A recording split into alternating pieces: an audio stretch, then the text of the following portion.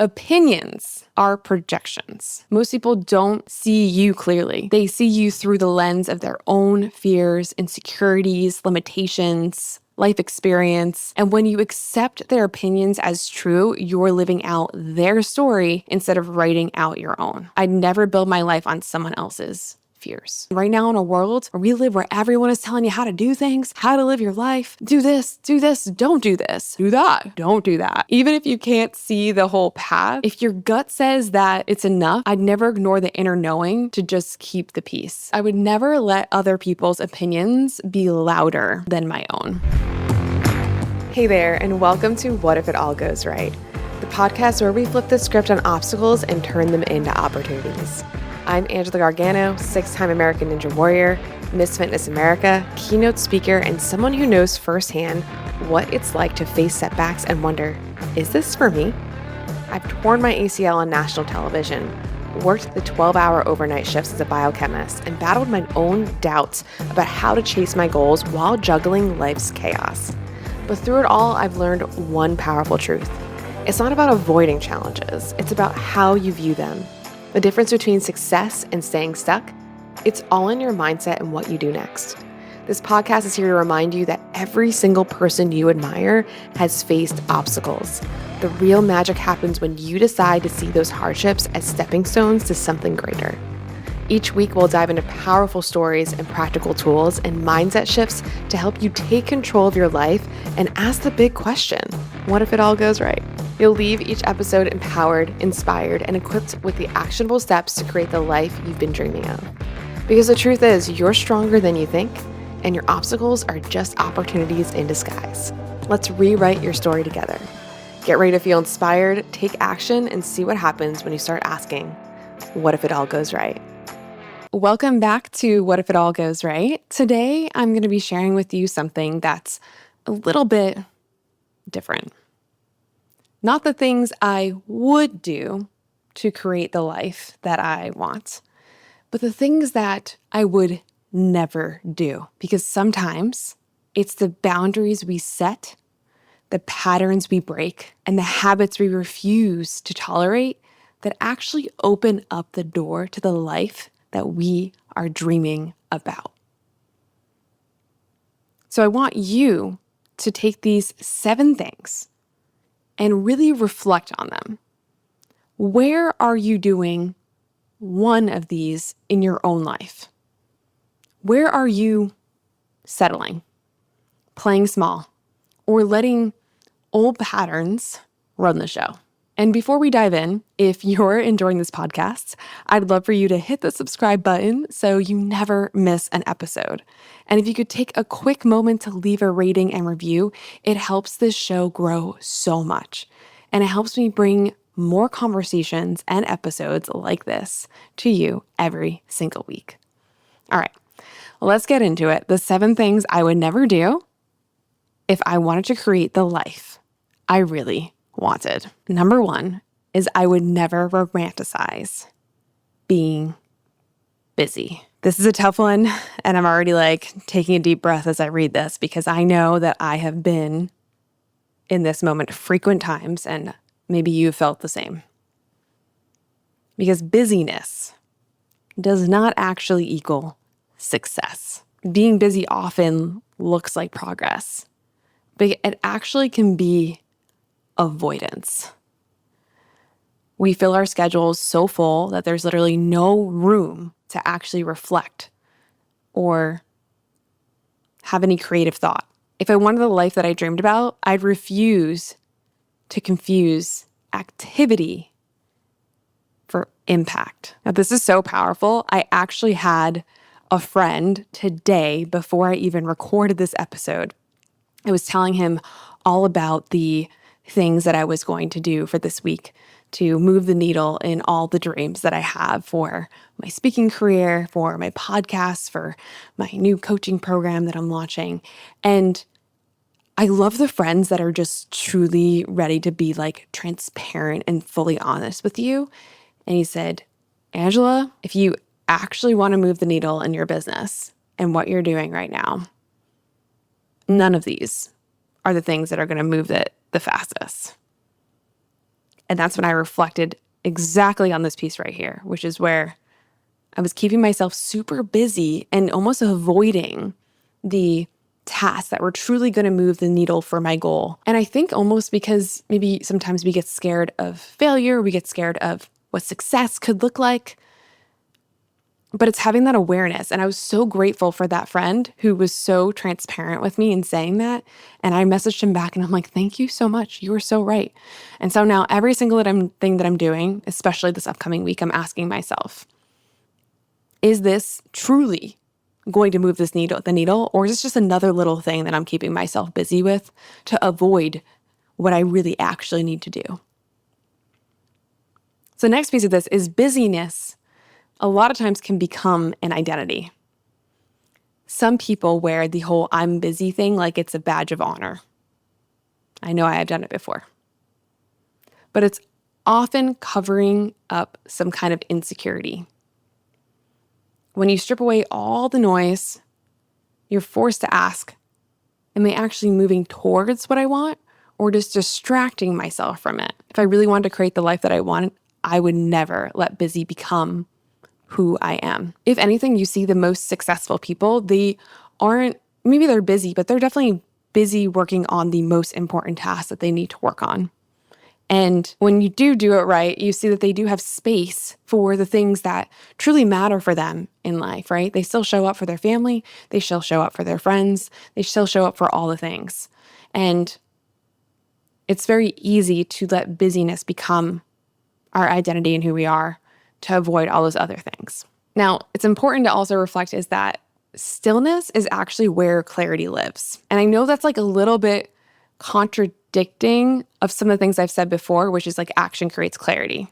Absolutely. Action does create clarity. Movement creates clarity. But I think a big piece of this is having that stillness. The big breakthroughs, the ideas that actually shape life, they don't come when you're cramming in one more task. They come in quiet spaces.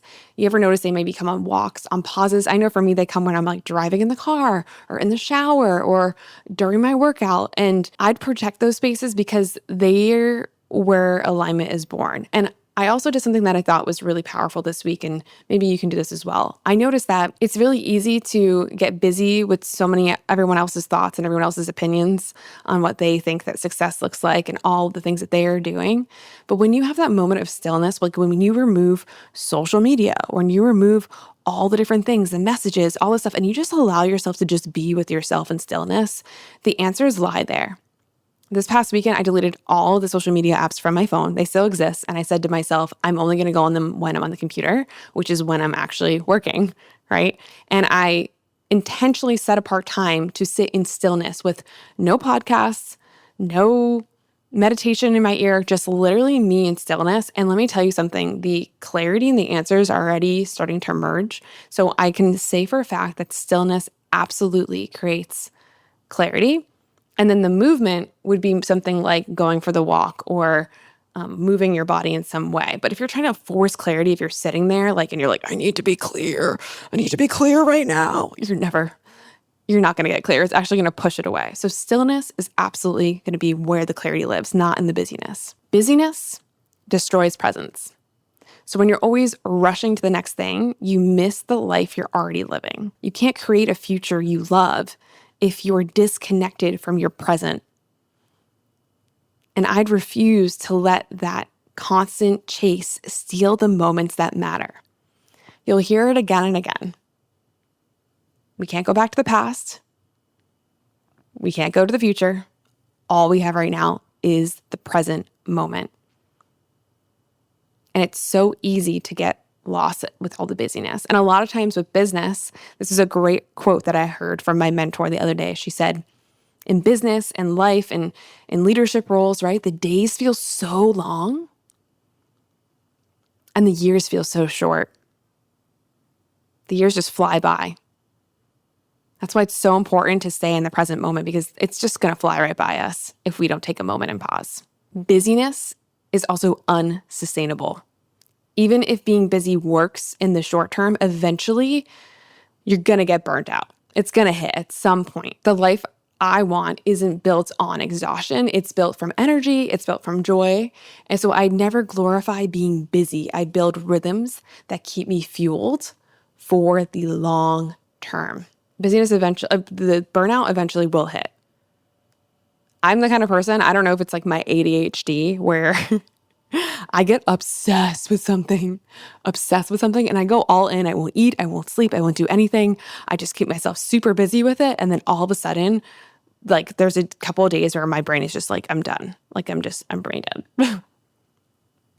Whereas if I just was to break it up into smaller pieces and be present with each moment, I'd probably get the task done faster. And you might have heard this story before. I think I said it on one of my podcasts before, and I'm just going to reflect on it real quick because I think it's a really powerful one. And it's a story about the two people who are both chopping wood in the woods. And the one person is just chopping wood the whole entire day from like 9 a.m. to 5 p.m. chopping away, like going hard the whole time. The other one would chop the wood and then disappear, like in between the middle of the day a couple times. And this other guy would be like, where the heck are you going? Like, what are you doing? We gotta make like quota and get all this, wood chopped, right? And then at the end of the day, every single time, the guy who was taking the breaks was always had more wood chopped. And the guy was like, what am I doing wrong? He asked him one day, like, what are you doing on these breaks? And he's like, oh, I'm sharpening my axe. And that's exactly the same thing here. We can think that being busy is going to make us more productive and get more results. But actually, if you take the moment and sharpen your axe and do the joy and stuff like that, you're actually going to get to the goal 10 times faster. The second thing I would never do is I would never let other people's opinions be louder than my own. So opinions are projections. Most people don't see you clearly. They see you through the lens of their own fears, insecurities, limitations, life experience. And when you accept their opinions as true, you're living out their story instead of writing out your own. I'd never build my life on someone else's fears. This comes up probably a lot in life. Maybe there's some goal that you really have been wanting to do, and maybe it's your parents. Maybe they're telling you, oh, don't do that. That's really risky. That might be really tough to do. Or a friend who says that. I know for multiple times with my ACL, the doctors were like, are you sure you really want to do that? You sure you really want to come back? And I get it because they're trying to protect you. They're trying to protect you from their own fears. But you have a choice. You get to make the decision on what happens next. You don't need to let other people's opinions stop you from going all in on whatever it is that you're looking to achieve. And another piece of this is that living for validation, it's a trap. If you're constantly chasing approval, you're never going to feel like you've actually arrived. That bar will always move because there's always going to be someone who doesn't understand or agree with you. I'd refuse to hand over my power to making other people's validation the finish line. You don't need to have anyone else's approval except for yourself. It's you versus you. And with this, self-trust has to be louder. Your own voice has to drown out all the other noise. And again, right now in a world where we live where everyone is telling you how to do things, how to live your life, do this, don't do this, do that, don't do that. Even if you can't see the whole path, if your gut says that it's enough, I'd never ignore the inner knowing to just keep the peace. And I don't know, I've heard this many times as a female in general. We have a gut instinct. And I think a lot of times we ignore it because we let all this noise get in our head. But if we were just to lean into that gut feeling, even if it doesn't fully make sense yet, just trust yourself. And even if the path that you go down maybe isn't going to get you to where you want to go, you're still going to learn in the process and you'll still wind up on the other path to exactly where you're meant to go or even something greater. And it's important to realize that opinions fade, but regret lasts. Like people's opinions, I've had so many times where people are like, don't do that, don't do that, don't do that. Are you sure you want to do that? Are you sure you want to do that? And then I did it anyway. And thank goodness, because I would have regretted later on saying to myself, I didn't give it a shot. When I quit my biological chemistry job, there was so many people saying, don't do that, don't quit that full-time job. But I didn't want to regret later on saying, like, you know what, I have an opportunity right now to just go for it. Just go for it, see what happens.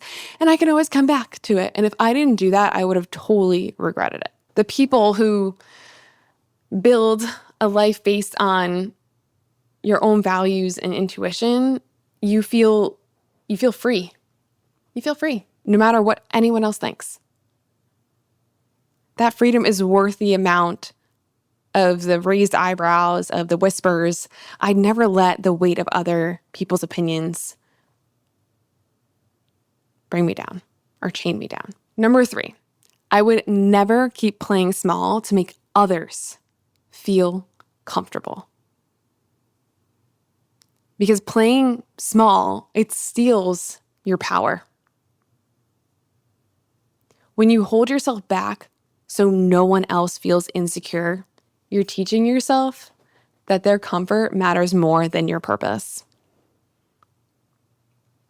That's losing a trade. I'd never sacrifice my potential just to keep others at ease. And I've seen this show up so many times in my clients' lives, in my own personal life. It's so easy to let other people's opinions and insecurities, really reflect on you. That's why it's so important, which we'll get to this in a second, to be with an incredible group of people who are going to push you and say, go for it.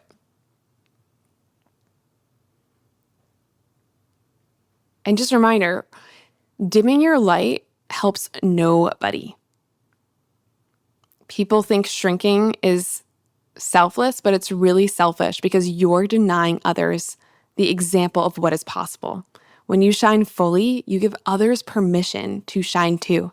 And I never hide my light when it could help others rise.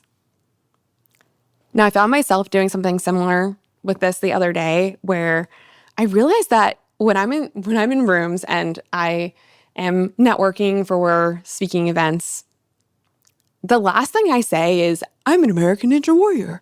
I've done all these cool things, because I don't want to come off like, look at me. Oh my goodness. Da da da da. But why am I doing that? I definitely have taken times where I've downplayed exactly all the incredible things that I've done before, because I don't want to seem like I'm too much and I don't want to seem too cocky. But what if we walked in and we embraced the things we've done and said, no, I did that thing. That's why I love a lot of times having that friend right next to you who just says all that. And then you're like, yeah, I did that. Comfort is not growth. So if I wanted to create the life I really wanted, I'd have to get comfortable making other people uncomfortable sometimes. Growth is going to create a lot of tension, and that's okay. I never confuse harmony with alignment. Growth is not only going to be uncomfortable for us going through it, it's uncomfortable for others as well, especially when you're leveling up and you're around people who are not quite getting to that level. And playing small, it leads to resentment. So when you're constantly holding back, you eventually resent the people that you're doing it for. And the resentment poisons relationships and your own sense of self. I'd never accept a life that makes me bitter when I'm meant to feel expansive. And a reminder that standing out is leadership. The life I want won't come from blending in. It's going to come from taking up space. It's going to come from using my voice and living completely unapologetically. I'd never trade impact for invincibility. Number 4, I would never chase someone else's definition of success. Because success is personal.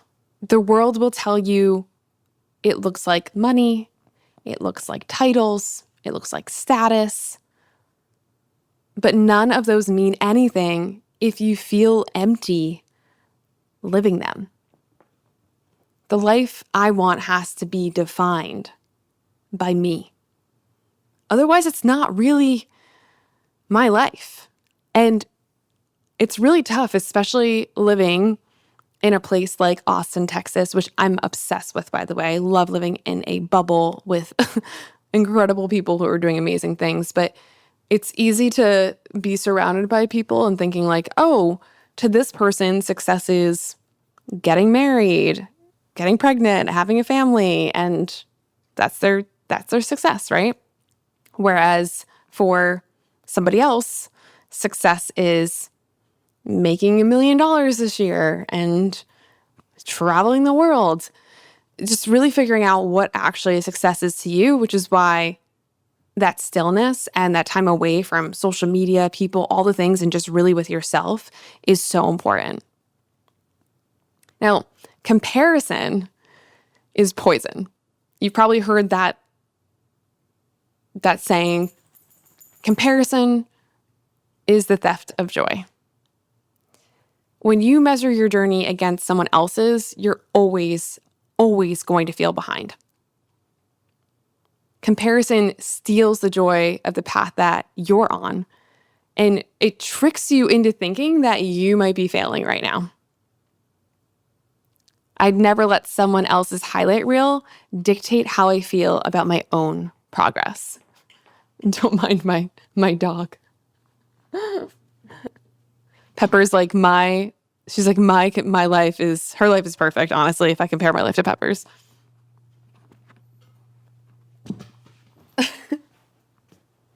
Pepper's comparing herself to other dogs with better toys than her. And this comes to the point where we talk about trends, and trends change, but fulfillment doesn't.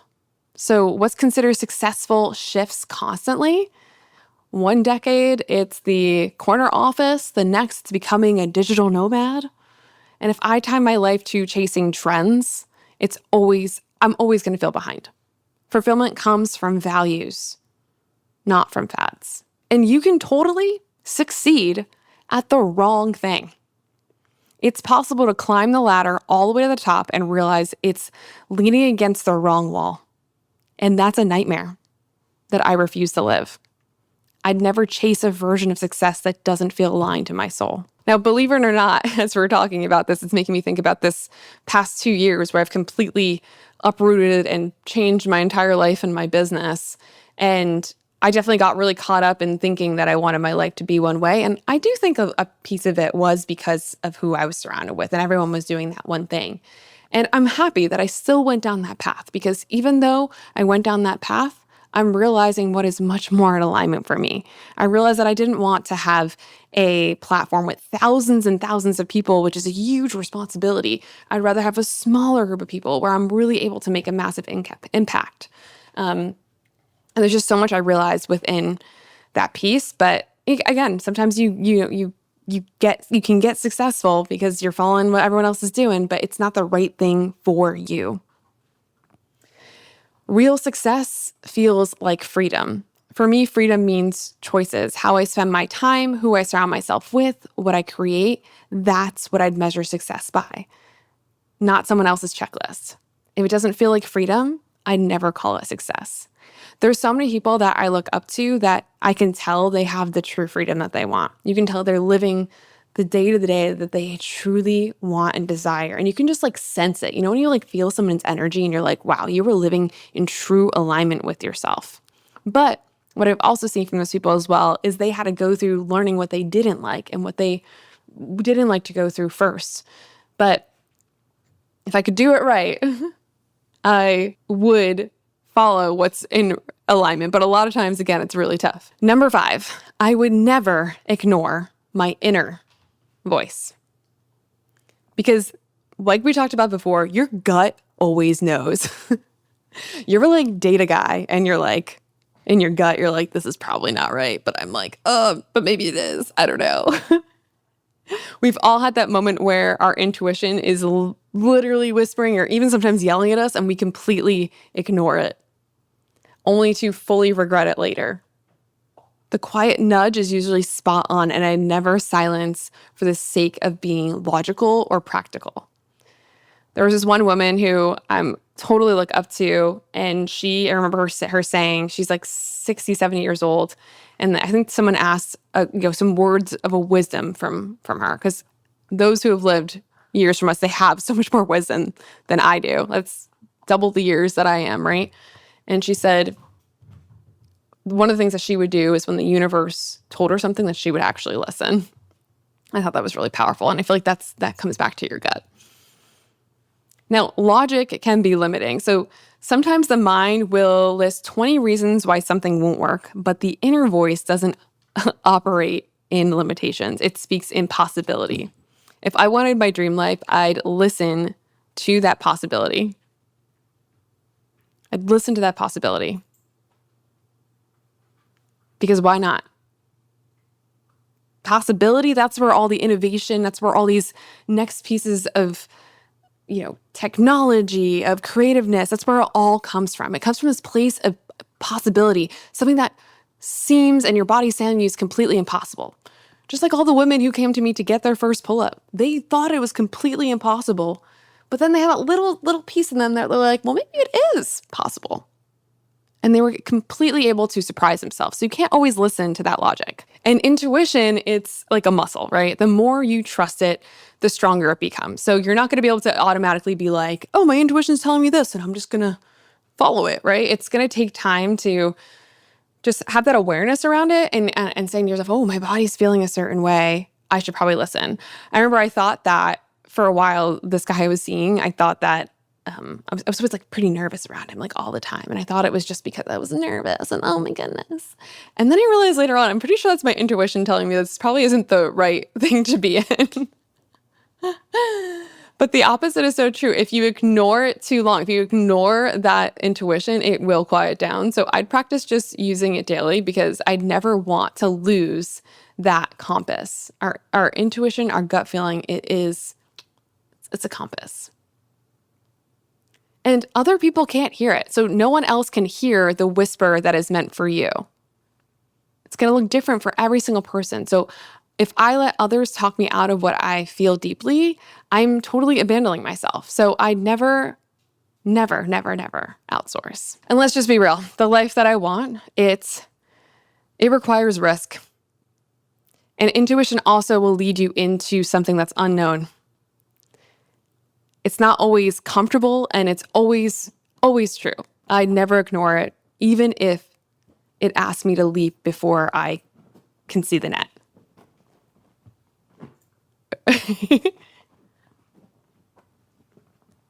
Pepper's doing a nice little burrow here. You see this?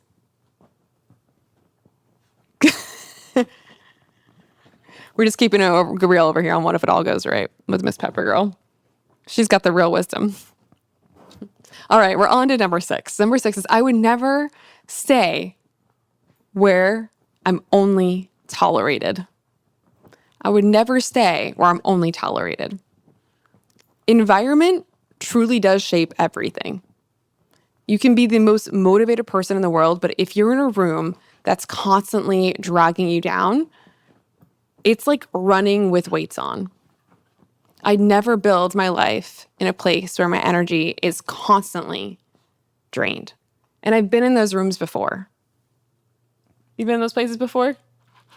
I've been in those places before, okay, where my energy was completely drained at all times. When I was working the biological chemistry job, all those people were great, but I felt drained because it just wasn't the environment of the people, like of the things that I wanted to do and the things that I wanted to change in the world. And the more I was in that environment, the more I felt like I was being pushed down, which is why I had to leave. Tolerated isn't celebrated. So there's a big difference between people who put up with you and people who light you up when you walk in.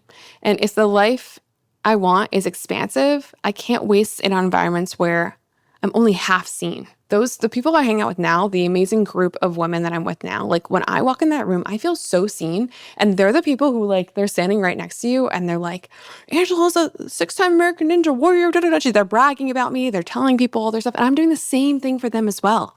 It's that expansive. It's that celebrated. It's not like the person walks in and they're like, oh yeah, her. Like, no. And every single person, even if you don't feel like it right now, you have a place you can find that. Okay.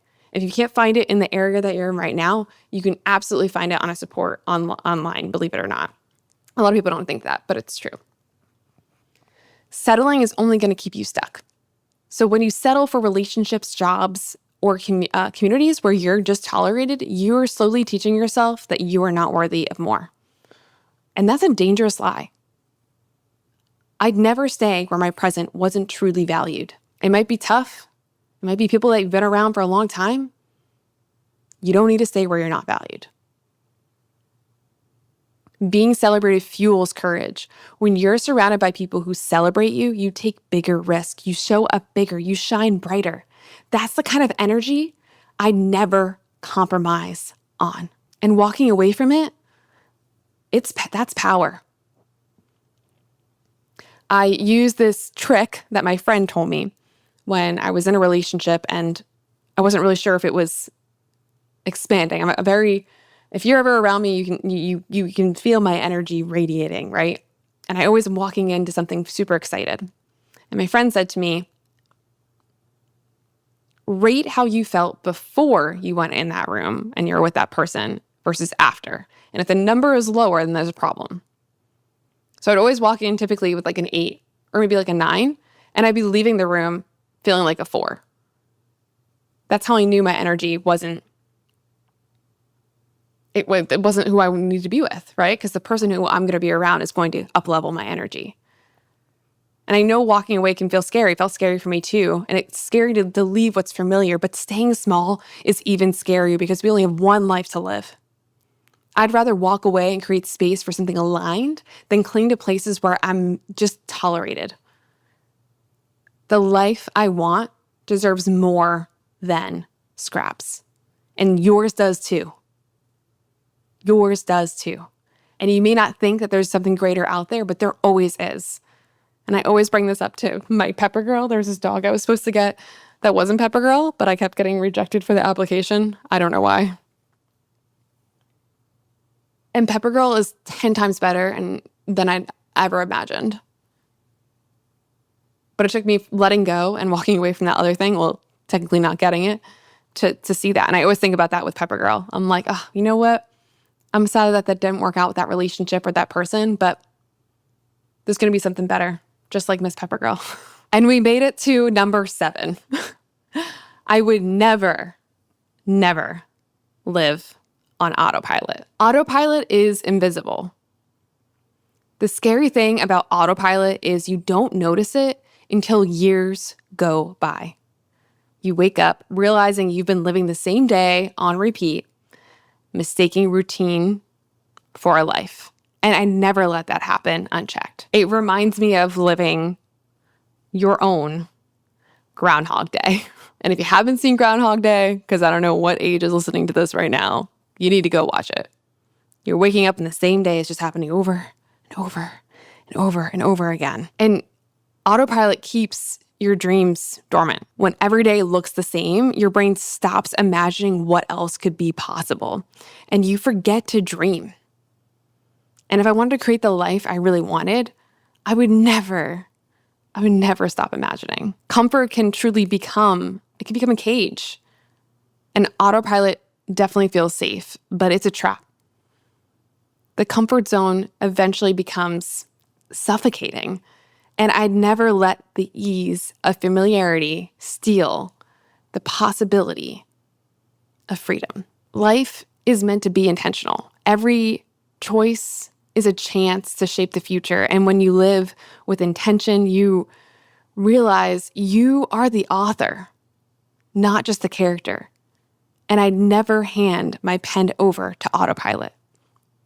One of my favorite quotes from my friend, Jody Cook, she has a book called Stop Acting Like You're Going to Live Forever. And it says, and I say it in my keynote all the time, if you're not living your life by design, you are living your life by default. If you're not living your life by design, you are living your life by default. We get to shape our future. We get to choose and design our life. And I know it can feel tough at times. It can feel like, how am I going to do that? But there's so many people who are doing it. They're living it. They're living by design. So you can live by design too. And breaking this autopilot, it's going to require some type of disruption. And that disruption isn't necessarily comfortable, you know? And what that can just look like is just saying yes to something different, something maybe you wouldn't really ever do. or asking yourself bigger questions. The small shifts are going to wake you up, get you out of your routine. I'd never stop disrupting myself because that's how you keep growing. So those are the 7 things I would never do if I wanted to create the life that I really wanted. And I just want to do a quick recap of all of them because we went through a lot. And I was fired up for some of them. So was Pepper. Now she's tired. She's like, Mom, that was exhausting. That was exhausting listening to all of that. Number 1, never romanticize being busy. Number 2, never let other people's opinions be louder than your own. Number 3, never keep playing small to make others comfortable. Number 4, never chase someone else's definition of success. Number 5, never ignore your inner voice. Number 6, never stay where you are only tolerated. And number 7, never live on autopilot. Now, I want you to think about these for a moment. Which one of these is showing up in your life right now? Which one of these do you need to stop tolerating today? Because the life you want isn't just about what you add in, it's about what you refuse to accept. And here's my last thought. The version of you who already has the life you want, she's not waiting until she feels ready. She's not playing small. She's not living for other people's approval. She's simply deciding that today it's time to live differently. Now, if this episode gave you something to think about, if it pumped you up, if it lit you up in some way, I want you to share it with a friend who needs to hear it. And don't forget to hit subscribe and leave a review. It helps this podcast grow. It helps more people find these conversations. And it just means so much to me. Because when you stop waiting, stop settling, and stop playing small, and you start asking yourself, what if it all goes right?